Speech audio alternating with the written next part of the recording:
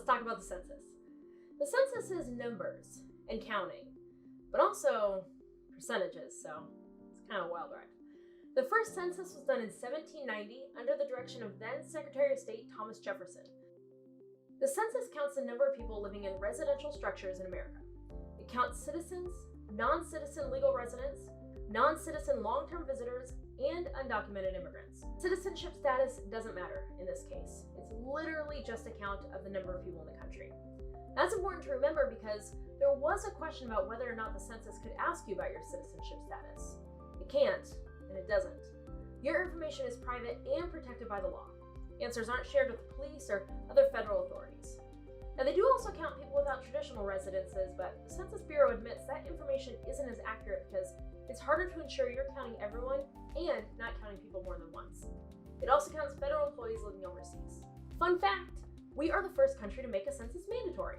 George Washington locked that down in the Constitution. 650 men on horseback went door to door to collect the information for the first census. So cute. They don't do it that way anymore. So why count people? Well, first of all, counting is fun. We know it's fun because of Count Chocula, and also the Count on Sesame Street. So counting is fun, and I guess so are Dracula's. Draculae. Look, representation is based on population, and I'm sorry that rhymed, but more than 675 billion federal dollar bills go to little things like schools, hospitals, roads, and public works. Businesses use the information to figure out where to build factories and open offices. Local government uses it for public safety and emergency plans. Developers use it to figure out where to develop. Also, remember that the number of reps in the House of Representatives is based on the population information in the census. The world changes every day, and as a nation, we're constantly evolving and growing. The census is a vital way that we track that growth. It's not perfect. Few things are. Look, we can't all be Kelly Clarkson's 2012 Super Bowl bangs. In fact, Alta Vista is a census racist, and there were a lot of responses. Like the fact that the government used responses from the 1940 census to put Japanese Americans in internment camps during World War II. In 1970, the Bureau estimates it didn't count 6% of Black residents as opposed to just 2% of white residents. The Prison Policy Initiative and other groups assert that the practice of counting prisoners as residents of their prisons and not their pre-incarceration addresses leads to misleading information about population and racial demographics.